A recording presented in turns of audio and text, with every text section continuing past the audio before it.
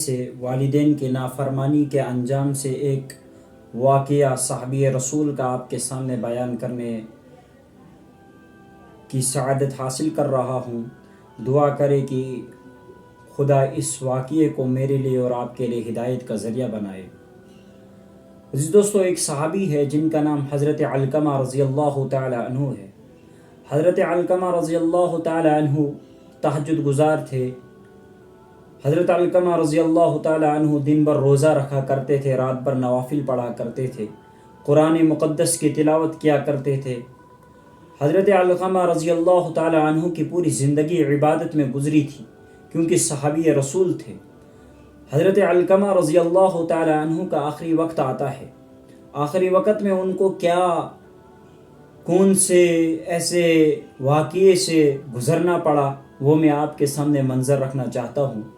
حضرت علقمہ رضی اللہ تعالی عنہ کا آخری وقت ہے اور صحابی رسول ہے کہ موت کا وقت ہے، ان کی زبان سے کلمہ جاری نہیں ہو رہا ہے۔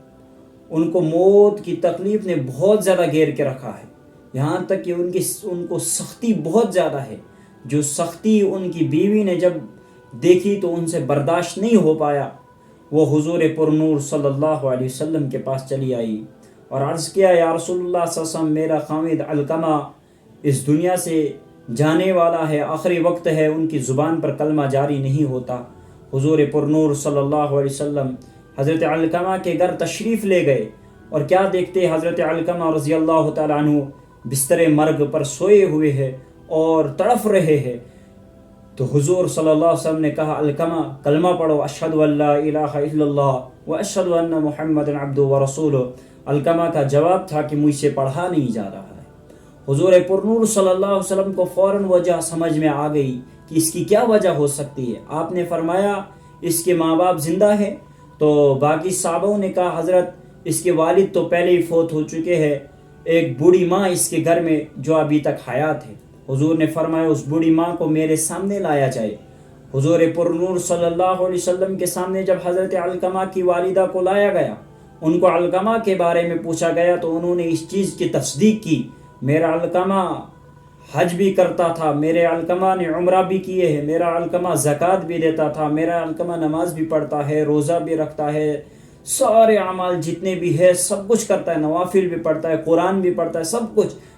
بیوی کی بات جب آتی ہے تو یہ اس کی بات کو زیادہ سنتا ہے اور میری بات کو ٹھکرا دیتا ہے، یہاں تک کہ بیوی کی باتوں کو مجھ پہ ترجیح دے رہا ہے، یعنی بیوی کی باتیں اس کو بہت خوب لگتی ہے، ان پر عمل بھی کرتا ہے۔ جب میں بات کرتی ہوں تو مجھے کہتا ہے تجھے بات کرنے نہیں آ رہی ہے۔ تو حضور پرنور صلی اللہ علیہ وسلم کو یہ لگا کہ یہ اسی نافرمانی کی وجہ سے وہ اٹکی ہوئی ہے، اس لیے علقمہ کی ماں سے کہا گیا، علقمہ کو معاف کر دیجئے۔ اس بوڑھی ماں نے کہا، یا رسول اللہ، میں علقمہ کو معاف نہیں کروں گی، کیونکہ اس نے مجھے بڑے دکھ دیے ہیں، بار بار میری بات کو ٹھکراتا رہا۔ تو حضور پرنور صلی اللہ علیہ وسلم نے باقی صحابوں کو کہا کہ لکڑیوں کو جمع کیا جائے، ہم علقمہ کو جلا دیں گے۔ اور حضور پرنور صلی اللہ علیہ وسلم کی اس بات کو جب حضرت علقمہ کی امی نے سنا، اور حضرت علقمہ رضی اللہ تعالی عنہ کی امی حضور پرنور صلی اللہ علیہ وسلم کے پاس تشریف لائی، کہنے لگی، یا رسول اللہ، کیا آپ میرے سامنے میرے بیٹے کو جلائیں گے؟ تو حضور پرنور صلی اللہ علیہ وسلم نے کہا، یہ تو صحابی رسول ہے، اس کو تو دنیا میں ہی سزا ملنی چاہیے، ورنہ آخرت میں اس کو جہنم میں جلنا پڑے گا اس گناہ کی بدولت سے۔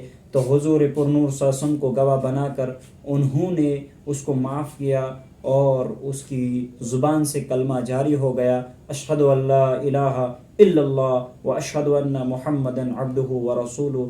یہ ہے ماں کی محبت۔